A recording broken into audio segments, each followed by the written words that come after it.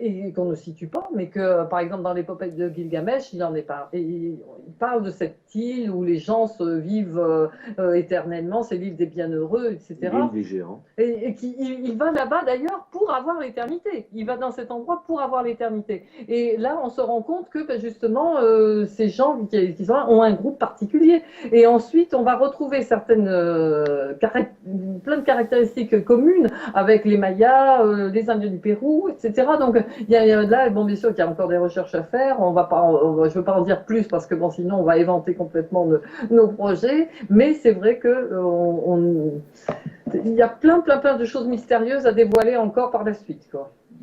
Et alors, vous allez faire ça sur cette île et aussi vous allez, comment dire, aller explorer d'autres parties de la planète pour faire le lien, c'est ça? Oui, je Si pense. on peut, par exemple, Oui, parce que si on c'est peut. vrai Ouais. que là, bon, ben, par rapport à la configuration politique, on devait aller en Turquie Turquie, oui. pour filmer Göbekli. Oui. Mais bon, c'est vrai qu'on avait quelqu'un qui devait y aller. Il ne va pas pouvoir y aller cette année, c'est certain, parce que bon, la politique fait C'est qu'on est un politiquement petit peu instable embêté. et Ouais. on peut pas y Voilà, aller, donc quoi. on a quelques soucis de ce côté-là, mais on va voyager à bien d'autres endroits. Bon, et c'est certain que C'est prévu. on a prévu évidemment d'aller dans plein d'endroits, notamment ben, Minorque, non, Minorque, cette fameuse île dont on ne parlera pas. Ouais. Donc bien sûr, il y a aussi la Sardaigne, il y a d'autres endroits, l'Amérique du Sud, etc., etc. Et donc oui, on a beaucoup de projets en vue de ce côté-là. Et vous verrez que nous ferons le lien entre ces différentes étapes. Voilà, oui, il y a un lien. Par exemple, en Sardaigne, il y a les bases d'une ziggourate. Bon, c'est vrai que ça peut paraître étonnant, mais c'est le cas. Donc, il est certain que la civilisation sumérienne, on a toujours pensé qu'elle était un peu circonscrite là dans le golfe Persique, l'île de Bahreïn, etc.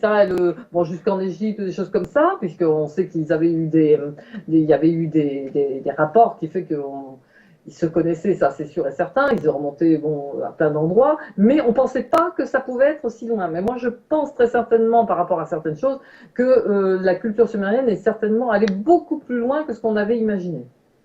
Ah ouais, d'accord, ouais. C'est-à-dire qu'en en fait, comment dire, vous pensez que cette culture, elle a pu donc largement s'exporter très loin. On peut vraiment faire un lien avec la culture sumérienne et de l'Amérique du Sud, quoi. Même Sumérienne ou ailleurs. Ou mésopotamienne, hein, mésopotamienne, ouais. mésopotamienne, parce que c'est vrai que là, on peut avoir, oui, moi je pense, parce que déjà, bon, c'est vrai que ce fameux vase dont je parlais, qui est en Amérique du Sud, il est certain qu'il y a une écriture cunéiforme, donc je veux dire, Qui ressemble étrangement à celle c'est des pas Assyriens. anodin, oui, voilà, oui, donc je pense que moi, il y a forte probabilité par rapport à plein de choses qui font que, oui, moi je pense que ce savoir s'est exporté et à travers ce savoir, non seulement l'écriture, mais peut-être aussi toute la mythologie, les dieux, voilà. Donc pourquoi on a des tant de ressemblances, par exemple, avec les pyramides, par exemple, d'Amérique du Sud, donc qui ressemblent à des ziggourats. Pourquoi Ouais. ces pyramides, on les retrouve presque, je veux dire, presque identiques un peu partout dans le monde entier, parce que des pyramides, il y en a partout, hein, il n'y en a pas que sur le plateau de Gizeh, hein, c'est certain, et il y a des ressemblances absolument frappantes. Complètement Donc, extraordinaire. oui, voilà, donc il est certain qu'à un moment donné, le savoir s'est exporté. Donc, souvent, on a pensé, oui, qu'au niveau du continent africain et du continent américain, il ne pouvait pas y avoir eu surtout à cette époque-là, à la fin donc, du néolithique, etc., qu'il n'y a pas pu y avoir d'échange, puisque bon, ils ne pouvaient pas avoir traversé l'Atlantique. Or, bon, on sait que bon, il y a eu des travaux qui ont été menés, hein, il y a des gens qui ont construit des radeaux, il y a eu 5 personnes à bord et ils ont traversé le Pacifique, hein, donc je veux dire, c'est pas extraordinaire, je Non, veux dire. non. Donc ensuite, on voit par exemple que les Olmecs, bon, les cultures Olmecs Ouais. ont un faciès, bon, on voit que plutôt des traits négroïdes, non pas Mm. des traits européens, par exemple. Donc on peut penser que le continent africain était déjà connu des Américains à cette époque-là, du moins, amérindien, disons. Oui, les Et fameuses statues Olmec qui représentent des visages effectivement aux traits vraiment africains, négroïdes et pas du tout européens voilà, ni asiatiques. Ouais. Voilà, tout à fait. Donc, il est certain que ce ne sont pas du tout les. Et puis, il y a plein de choses comme ça. Par exemple, il y a dans la mythologie, il est certain que je crois que ce sont les Incas ou les Aztèques, je ne me souviens plus très bien, mais à un moment donné, ils attendent un blond, un barbu qui vient, qui va passer l'océan. Ils l'attendent. Donc, bon, il y a des choses absolument étonnantes. Et quand ils vont voir arriver les premiers conquistadors, les Espagnols qui vont arriver, ils voient ces hommes blancs, ils s'imaginent que c'est ce fameux Dieu qui va arriver. Donc il y a plein de choses comme ça. Il y a des dieux barbus, des choses comme ça. Donc c'est déjà l'Europe, c'est déjà les autres continents se sont amalgamés. Ça c'est sûr et certain. À un moment donné, ils ont traversé l'Atlantique. Ça, moi j'en suis convaincu. Oui, il y avait aussi ces traces en Colombie de gens qui fabriquent des bateaux à base de roseaux, etc., sur des techniques qu'on sait qui étaient utilisées en Égypte. Ils fabriquent exactement les tout mêmes à fait. Voilà, bateaux. tout à fait. Ouais. Donc ça, on va le retrouver. Ouais. Et on retrouve ces fameux bateaux, effectivement, dans l'île dont on ne dira pas le nom pour l'instant. D'accord. Il est un fait qu'on retrouve exactement ce même genre d'embarcation. Et on va le retrouver donc en Amérique du Sud, on le retrouve en Égypte, on le retrouve de cette même façon, de cette même construction, et qu'on retrouve un petit peu aussi en Mésopotamie. Parce que bon, en Mésopotamie, c'est les tout premiers qui ont commencé à construire ces bateaux en roseau. Donc voilà, ces Ouais. espèces de canaux d'esquif assez fragiles, mais qui passent les océans quand même. Hein. Donc d'ailleurs, quand l'île de Pâques a été occupée, ils venaient là-bas de Polynésie. Donc il est certain que je pense que il y a eu des grands navigateurs depuis très très longtemps. Hein. Et justement, alors ça veut dire qu'ils avaient des technologies quoi, navales très élaborées pour pouvoir se déplacer. Parce- Naval, c'est un bien grand mot, Ouais. mais il est certain que, par exemple, il est certain que les Polynésiens, c'est des navigateurs hors pair. Moi, j'ai eu lu dans des revues scientifiques qui parlaient de ces grands navigateurs. Ils étaient peut-être même meilleurs que les Vikings, parce que Oui. c'est vrai que les Vikings ont découvert l'Amérique du Nord, mais il n'est pas impossible que Ils ont été d'autres. au-delà aussi. Hein. Oui, oui, ils ont une. Et Mais nous allons les retrouver aussi dans cette alors, fameuse. on ne sait pas si On ne c'était sait des pas si Vikings, c'était les Vikings encore. mais Mais va au fond de ta pensée, oui. cette fameuse île, effectivement, nous allons retrouver des géants blonds aux yeux bleus. Voilà, Ouais. donc cette île se retrouve donc dans le sud hein, de l'Atlantique, c'est pas au nord, et on retrouve par rapport aux momies, on le sait, on retrouve ces fameux géants aux yeux bleus. Ils étaient blonds aux yeux bleus. Avant qu'ils aient été exterminés, et on retrouve exactement ces fameux géants. Donc, c'est vrai qu'il y a plein de coïncidences qui font que on va retrouver ces mêmes peuplades. Donc voilà, c'est assez étonnant, quoi. On peut pas tout dire, malheureusement, on est Non, obligé non, non. de faire un peu de la rétention d'informations. Je suis désolée, mais parce que Ouais. bon, on est obligé de garder un petit peu certaines informations pour notre film et pour mon prochain essai. Mais c'est vrai qu'il y a beaucoup de similitudes entre les continents, les Et il n'y a civilisations, pas que la etc. civilisation, c'est aussi l'ufologie. Hein. Il y a des phénomènes qui se. Oui, en plus, c'est vrai, comme le dit Jean-Raymond avec beaucoup oui, a raison, ces endroits-là sont souvent touchés par des phénomènes ufologiques assez particuliers. Non seulement cette île, mais c'est vrai que quand on parle de l'Amérique du Sud, c'est vrai qu'il y a beaucoup de phénomènes UFO qui sont À vraiment. tous les endroits où nous devons enquêter, Oui, il y a eu des il phénomènes y a des particuliers. phénomènes assez particuliers. Ouais, ça Mais dans quoi? Dans la culture? Dans des témoignages? C'est quoi? C'est-à-dire? dans les. Alors, si tu veux répondre, peut-être. Non, non, Non seulement dans la dans la culture, culture, mais dans les dans les témoignages, témoignages. dans les témoignages plus récents, etc. Oui. Donc, Ah, même récemment, c'est-à-dire que c'est un phénomène qui continue jusqu'à aujourd'hui. Oui, oui, oui, oui, tout à fait. voilà. Oui, tout à fait. Il y a eu on a l'impression qu'il y a toujours eu un phénomène ufologique assez présent dans ces endroits-là. Voilà. D'accord. Ouais. Ça, Et ça, nous en parlerons. Voilà, bien sûr que là on Avec, reste un petit avec peu, les témoignages. mais oui, on apportera, oui, effectivement, ces témoignages. Donc voilà, et on essaiera de montrer que effectivement ces endroits-là sont particulièrement touchés par des phénomènes ufologiques particuliers. Voilà. D'accord. Parce qu'on me dit aussi que les anthropologues ont fait observer une prédominance du groupe sanguin O parmi les Canariens de souche aux Canaries aussi. Oui. Effectivement, oui, oui, oui. Effectivement, par rapport aux Canariens, il y a effectivement ce fameux groupe O négatif. Donc on le retrouve pas qu'à cet endroit-là, hein. C'est Non, non, vrai non, qu'on il y a plusieurs il y a endroits, hein. Ouais. plusieurs endroits sur Terre où on Ouais. va. Alors c'est assez rare, effectivement, mais on le retrouve à plusieurs endroits de la planète, Bah, faites une effectivement. recherche Et sur notamment Internet. les Mayas, par Oui, exemple, hein. les Mayas, Voilà, les ouais. Mayas qui ont un groupe O prédominant, donc au plus ou au moins, mais ce groupe O prédominant. Bah, j'invite les éditeurs à faire une recherche sur Internet. Vous allez voir, il existait quelques peuplades avec le groupe O, du groupe sanguin O négatif. Voilà. Et est-ce qu'on peut parler à l'époque de civilisation mondiale? De civilisation mondiale. Oui, est-ce qu'on peut parler, voilà, parce que est-ce que ces civilisations, voilà, puisque aujourd'hui on trouve voilà des sites un peu partout, voilà, bon, vous-même vous m'expliquez, on peut faire le lien entre pas mal de choses. Est-ce qu'on Ouais. peut parler d'une civilisation mondiale en fait? Est-ce que c'est Alors, cohérent? moi, civilisation mondiale, chaque civilisation a même sa particularité. Donc, dire qu'elle est mondiale, je prétends pas qu'il y ait une civilisation mondiale, je dis plutôt qu'il y a un foyer culturel bien précis et qu'il y a, disons qu'il y a un cheminement de cette culture et de, voilà, moi je pense qu'il y a plutôt une matrice culturelle à un endroit particulier, j'aimerais savoir où, et il y a eu un cheminement, c'est-à-dire qu'après cette culture, bien sûr, a rayonné sur le monde, ça c'est certain, mais je pense qu'à un moment donné, par rapport à cette fameuse île, par rapport à ce fameux groupe, moi j'ai la sensation, je me trompe peut-être, et peut-être qu'on va me prendre pour une, je sais pas, une illuminée, j'en sais rien. Mais pour que, à un moment donné, il y ait ce groupe avec justement ce groupe O négatif à un endroit bien particulier, j'ai la sensation que ils ont, Ils étaient c'est sélectionnés. pas héréditaire. J'ai eu la sensation qu'ils ont été Sélectionnés. sélectionnés par cette fameuse civilisation extraterrestre.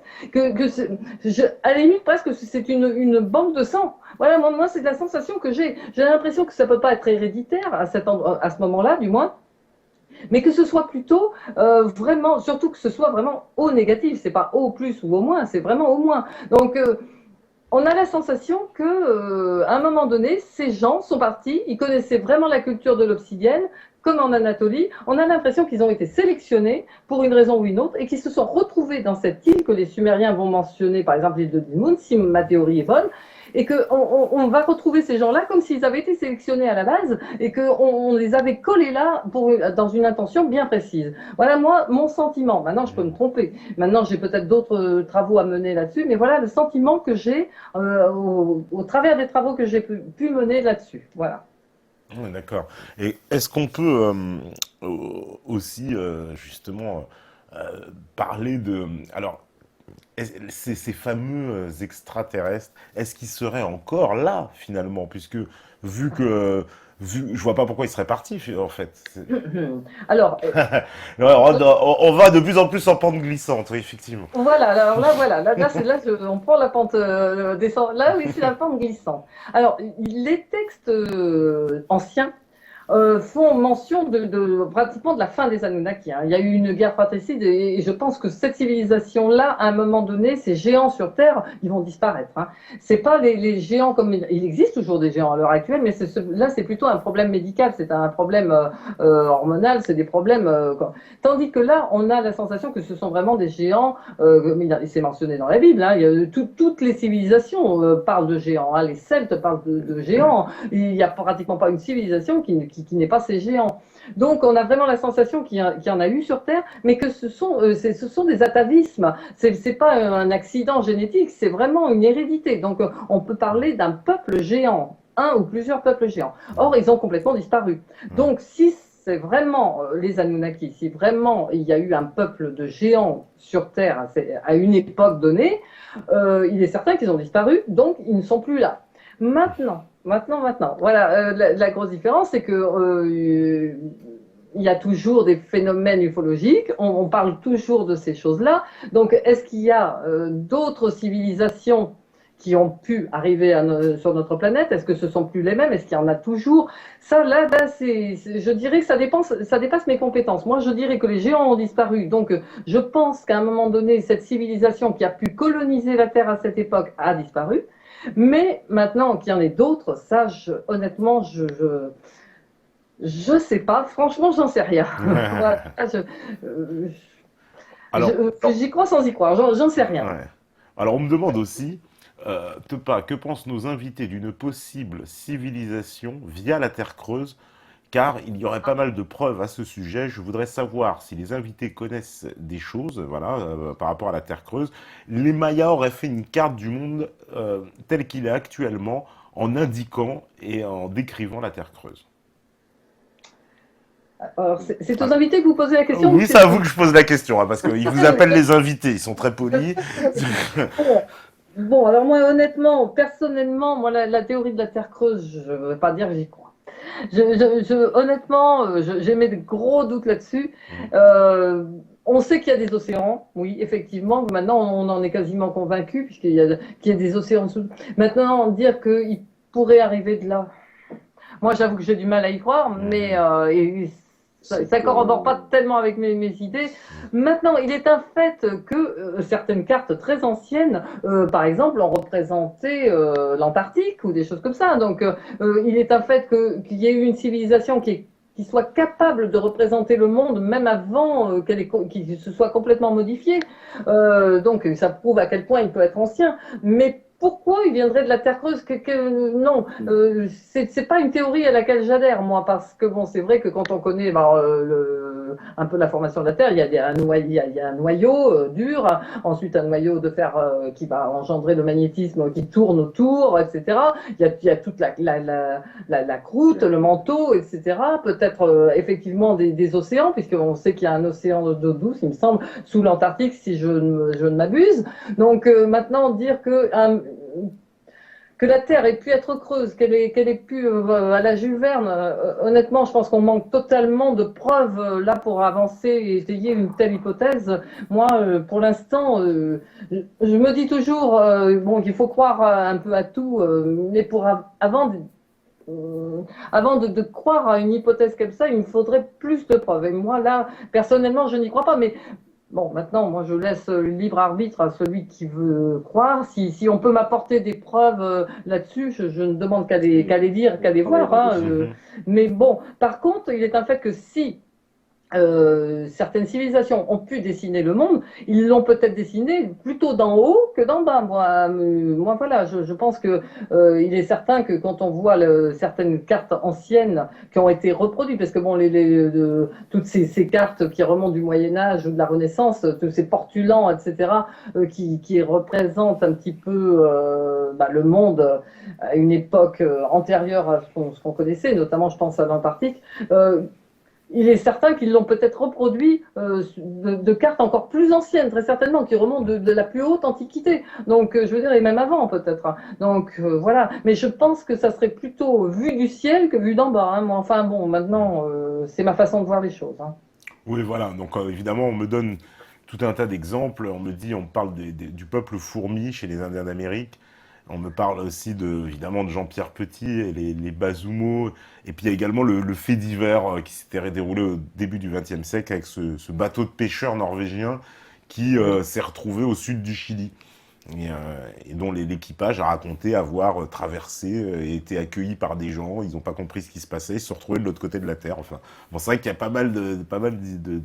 C'est vrai qu'on peut citer tellement de mystères. Par exemple, quand on prend le cas des triangles, voilà. Donc moi, ça me fait penser à quelque chose. C'est au niveau du triangle des Bermudes, par exemple, ces avions qui pensaient peut-être qu'ils allaient mettre 1 heure. Au bout de 5 minutes, ils étaient déjà arrivés à destination. Maintenant, est-ce qu'on peut parler de la Terre creuse? Pas forcément. Est-ce qu'on pourrait pas parler simplement peut-être d'un vortex, d'un trou de verre qui pourrait donner d'un côté de la planète et puis de l'autre? Après tout, il est certain que bon. Et pourquoi pas retrouver un bateau norvégien voilà, il y a tellement de, je veux dire, peut-être, il a peut-être traversé, je sais pas, je veux dire n'importe quoi, un espace-temps, quelque chose. Donc c'est pas une preuve en soi que la Terre soit creuse. Voilà, je veux dire par là qu'il peut y avoir d'autres hypothèses. hypothèse, si le sujet est réel, si vraiment c'est avéré, ça ne veut pas dire forcément que la Terre soit creuse. Je veux dire, il peut y avoir tellement d'autres hypothèses.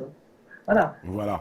Alors, évidemment, on me parle aussi de la carte de Piri Reis, la fameuse Oui, carte voilà, la de. Terre de Pérez, oui, oui. Voilà.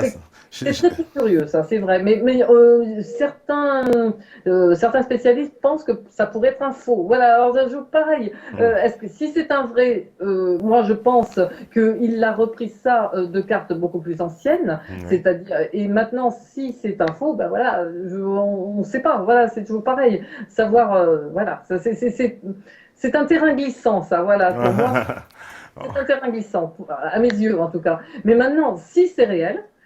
Il est certain que c'est pas lui il l'a reproduit, mais à partir de documents beaucoup plus anciens. Ça c'est ma conviction profonde. Hein. D'accord. Alors, on me parle aussi, et c'est vrai, parce que concernant les géants, il y a tout un tas d'endroits de la Terre qui sont assez saisissants, puisque à chaque fois, on s'y réfère par rapport à des géants. Ça me fait penser à Angkor Wat, par exemple, Oui, qui est appelée la cité des géants, et qui, dans la mythologie locale, on explique que ce sont des géants qui ont construit cette cité. alors là, c'est partout. Si vous prenez Oui, Stonehenge, ça veut dire, là pour eux, avant, les anglo-saxons la nommaient la danse des géants. À Malte, vous avez plein d'endroits où ouais, il y a la chaussée des géants, la danse des géants. C'est vrai que partout, on a la sensation que les géants sont un peu, même dans la toponymie des noms, ces géants, on les retrouve un petit peu partout. Hein. Je veux dire, c'est pratiquement dans le monde entier. Hein. Donc, c'est- il est certain que les géants, à un moment donné, ont dû exister sur notre Terre. À un moment donné. Maintenant qu'ils aient disparu, ça c'est Sur certain. cette île, oui, ils ont Ah, existé. oui, ouais, c'est vrai que. Là où nous enquêtons, ils oui, existent. Hein. voilà, c'est Enfin, vrai ils qu'ils ont ont existé. existé, ça c'est certain. Et comme par exemple, quand on prend toute la mythologie celtique, les dieux c'était des géants, c'était la tribu de Dana, c'est des géants, voilà, il y en a un peu partout. Maintenant, il est certain que même au niveau par exemple à Malte, il est certain que les gens du coin pensent que tous les monuments lithiques qui ont été construits sur cette île ont été construits par des géants. Donc on retrouve ça un petit peu partout. Je veux dire, il n'y a pas qu'à Angkor Wat. Hein, ouais. c'est pratiquement universel. Oui, oui, parce que même en Amérique du Sud, on retrouve ce mythe-là, en Afrique, on le retrouve dans beaucoup d'endroits, le mythe des géants. Oui. Oui, effectivement. Ouais. Et qu'est-ce que vous pensez aussi, tout à l'heure, on me parlait des Vimana, donc ça, Un petit peu les géants, on en parle aussi. Hein, ouais. donc, Oui, même si on n'est pas croyant, peu importe. Hein. voilà, par rapport, ça me fait penser un peu au Mahabharata, ce Mhm. livre qui décrit un peu pareil, des combats entre des dieux, Bon. etc. Voilà. Mhm. Et Voilà. Bien sûr, il y a tout l'arsenal des dieux, les chars des dieux. Alors ouais, c'est vrai que là, on a les Vimana dans la littérature védique, mais dans la littérature effectivement de Mésopotamie, on a ces chars des dieux. Alors là, on a les chars sacrés, les vaisseaux sacrés des dieux, etc. Plein de termes qui font penser un petit peu qu'il y ait pu avoir des engins volants à un Ouais, moment donné. ouais, Hein.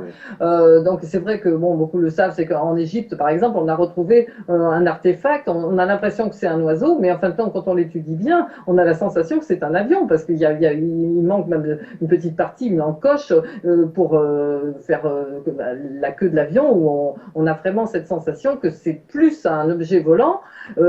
Pareil en Amérique du Sud, on a On retrouve les mêmes éléments. on retrouve ces petits avions en or, etc. Vraiment, on n'a pas la sensation que ce sont des oiseaux, parce qu'ils n'ont pas des ailes reliées, ils ont vraiment des ailes droites comme des avions, etc. Donc, et dans les écrits, on retrouve souvent tout un arsenal. Alors non seulement l'arsenal des armes, hein, mais les chars, les vaisseaux, ouais. et même dans la Bible, on va retrouver des choses assez étonnantes. Donc, quand on regroupe tout ça, on se dit c'est étonnant. Et à un moment donné, moi, je parlais par exemple des armes atomiques qui sont développées en Mésopotamie, par exemple, dont ils sont parlés dans les textes. On a vraiment les sept terreurs, les armes terribles, voilà, des mots qui rejoignent pratiquement les nôtres. C'est-à-dire quand on sort, par exemple, la bombe atomique, on a l'impression que c'est vraiment l'arme ultime, etc. Et non seulement ça, mais par exemple, dans l'épopée de Gilgamesh, il est dit à un moment donné, oui, son souffle, c'est la mort, etc., etc. On a plein de termes comme ça qui font penser à une arme, aux armes atomiques, etc., aux champignons atomiques, à son nuage, ce fantôme qui touche les villages, qui ne laisse pas un jour de plus aux gens qui sont touchés, aux victimes, qui va détruire l'intégrité de la terre, de la mer, des fleuves. On a vraiment ces plantes malades qui vont pas repousser, etc. Il y a plein de choses. Et là, je vais donner une conférence à Marseille le 21 février, dans un repas ufologique à Marseille, où je vais vraiment parler que de ça, vraiment de cette théorie d'une destruction, on va dire, par le champignon atomique de cette partie-là, donc en moins 1700 avant Jésus-Christ. Donc je vais vraiment parler de ça. Et vraiment, les textes corroborent totalement, mais alors totalement les effets du souffle, de la violence atomique, des armes, etc. Les termes, quand on les compare, ils sont quasiment similaires. J'en parle dans mon essai, bien sûr. On va en parler, bien sûr, dans notre documentaire. Et je vais aussi en parler donc à Marseille le 21 février dans une conférence. Mais c'est vrai que ça m'a tellement frappé. Ces textes sont tellement parlants par rapport à ce que nous, on connaît maintenant, sans parler de certains artefacts qui ont été trouvés et qui sont aussi très très étonnants, parce que l'argile par exemple a fondu dans sa masse, il y a vraiment la séparation carbone qui s'est produite, etc. Dans certains lieux précis, je ne vais pas tout raconter parce que bon, on y passerait la nuit à 5 heures du matin, on y serait encore, mais c'est vrai que c'est tellement parlant que quand on a étudié tout ça, on se forge une intime conviction comme quoi, apparemment, à un moment donné, il y a eu des armes nucléaires sur notre Terre, qu'il y a eu une bombe atomique, il y a eu une guerre atomique, ni plus ni moins, c'est ce que moi je pense. Hein. Puisqu'en plus de ça, à la même période, en Mésopotamie, c'est le silence complet. Pendant un siècle, on trouve pas de tablettes, on retrouve plus rien. Il y a beaucoup de tablettes en Mésopotamie, mais pendant un siècle, c'est le silence absolu. Donc voilà pourquoi, qu'est-ce qui s'est passé à ce moment-là? Il y a eu un gros désastre écologique. Ça, tous les historiens le savent à cette telle période, mais on ne se l'explique pas. À l'heure actuelle, on ne sait absolument pas qu'est-ce qui a bien pu se passer à ce moment-là. Donc voilà, donc moi je dis ça tient la route à ce niveau-là, mais maintenant c'est ma théorie, je force personne à y croire, mais bon, moi je me suis forgé petit à petit cette intime conviction. D'accord. Et aussi, justement, alors en parlant des géants, qu'en est-il de ces squelettes on voit énormément de photos circuler partout sur Internet avec des squelettes de géants. On a retrouvé aussi des crânes. Alors ça me paraît un peu plus crédible parce qu'ils ont été récemment volés en plus dans le fameux musée près des lignes de Nazca. Ouais. Voilà, des crânes allongés, c'est ça avec... Des crânes allongés, oui. Alors je connais quelqu'un qui est un spécialiste de ces crânes. Hein, ouais.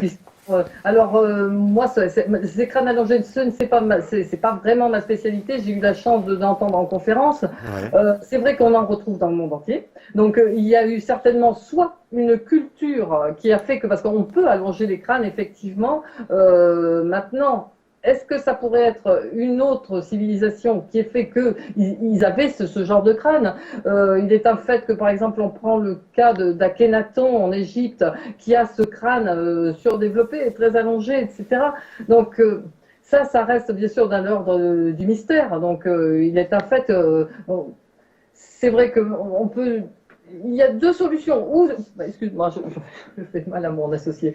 Il y a deux solutions. Soit c'est une forme de culture qui s'est généralisée un petit peu partout et ce développement, on va dire, s'est fait, on va dire naturellement. Voilà. Donc, c'est-à-dire enfant, il bande le crâne, etc. pour déformer le crâne. Mais par exemple, dans la culture égyptienne, on n'a pas cette chose. Et pourtant, Akhenaton avait cette déformation. Maintenant, c'est peut-être une maladie, une sorte d'encéphalite particulière qui fait que ça a peut-être eu des conséquences osseuses sur sa boîte crânienne. Mais concernant Possible. les géants, Mais maintenant, pour ce qui est une telle je sais pas, c'est vrai que les crânes allongés, on les retrouve pratiquement sur toute la planète. Donc peut-être que ça a pu être aussi une civilisation particulière, j'en sais rien, ou qui était déformée, ou une civilisation extraterrestre. Ça, je n'ai pas la réponse. Maintenant, pour les squelettes, il faut reconnaître que la plupart du temps, c'est des faux. c'est des faux. Voilà, il y a beaucoup. Il ne faut pas prendre pour argent comptant tout ce qu'on trouve. Parce Oh, que, bah, oui, certainement, c'est pour ça. Moi, j'ai plus l'impression, en tout cas pour les crânes, je sais que c'est authentique, mais les squelettes, je me pose la question, quoi, parce que ça me semble faux. Oui, voilà. oui, oui. Alors oui, dans l'ensemble, oui. Là, maintenant, il y a quand même quelque chose qui m'a quand même frappé un petit peu. C'était au début du XXe siècle. C'est vrai qu'on a retrouvé à un endroit, c'est au nord de Montpellier, un endroit qui s'appelle Castelnau et on l'appelle le géant de Castelnau. Ouais. Même j'invite les auditeurs à aller voir ça sur Internet. Et c'est vrai que c'est un des rares cas qui m'a un peu interpellée à ce niveau-là. Maintenant, c'est vrai qu'on a retrouvé quelques ossements de ce géant, puisqu'il a vraiment existé. Il s'est retrouvé, même il a été étudié à l'université de Montpellier. C'est vrai que c'est un cas de gigantisme assez exceptionnel, mais maintenant il faut savoir que des géants de 2,80 m, il y en a toujours. Je veux dire, ça peut être simplement une déformation osseuse liée à un surcroît d'hormones. Hein. Donc je veux dire, le gigantisme, ça existe toujours. Voilà, c'est ce que je veux dire par là. Mais là, c'est pas un cas de gigantisme héréditaire. C'est pas un atavisme, ça peut être simplement une maladie. Donc voilà, c'est ce que je veux dire par là, que même si on a retrouvé des squelettes d'hommes de 2,80 m ou 3 mètres, c'est peut-être simplement un accident. Je veux dire, c'est un accident hormonal, on va dire, si vous me pardonnerez le terme. Maintenant, qu'on puisse prouver que ce soit héréditaire, ça c'est différent. Donc j'aimerais bien qu'on puisse le prouver, mais maintenant la plupart de ce qu'on nous montre sur des sites de géants de 5 mètres, etc., honnêtement, moi je n'y crois pas du tout. Et les fameux géants dont on va traiter, on va en parler. Hein, oui, mais ils restent à 2,80 m. Eux, c'est des tailles raisonnables, entre guillemets. Quand on parle de géants, même c'est 2,80 m, 3 mètres, c'est pas 5 mètres ou 6 mètres. Voilà, donc voilà, on appelle des géants, ça reste quand même de l'ordre du raisonnable, hein, c'est pas 5 mètres. Hein, donc voilà. Ces fameuses images là qui nous sont présentées comme étant en Arabie Saoudite, il me semble, sont complètement fake alors. Les archéologues et scientifiques ne les valident pas du tout. Moi, non, ça ne m'est jamais arrivé. En tout cas, j'ai jamais eu l'occasion de pouvoir étudier ça. Donc, non, honnêtement, moi, personnellement, et ça n'engage que moi, je n'y crois pas. D'accord. Et ça n'engage que moi. Ouais, non, tout à fait. Non, mais c'est parce que c'est une question. Et au niveau de l'Europe, vous connaissez aussi les pyramides de Bosnie, parce que c'est. Alors, les pyramides de Bosnie, bah, toujours pareil, je connais des conférenciers qui m'en ont beaucoup parlé. Ouais. Alors, voilà, alors les pyramides de Bosnie, je ne vais pas dire que je me suis forgé une opinion. Ça ne me paraît pas impossible. Il est un fait qu'il y a des souterrains, donc la formation peut être une formation géologique naturelle, comme elle peut avoir été construite. Honnêtement, je ne me suis pas forgé d'opinion là-dessus. Maintenant, il est un fait qu'on a la naissance à côté. Il y a des villages et si vous voulez, ce qu'on appelle les bogomiles. C'est ceux qui vont faire naître de la culture un petit peu qui va, comment vous dire, tous les albigeois, etc., sont venus, si vous voulez, cette religion est arrivée de là-bas. Et on a, dans cette région, si vous voulez, il y a plein de, comment vous dire, de stèles, de choses comme ça, où il y a des choses assez extraordinaires dessus. Alors maintenant, c'est peut-être simplement des dessins, il y a des gravures, etc. Alors il y en a qui sont très particulières. On a l'impression que les stèles bogomiles sont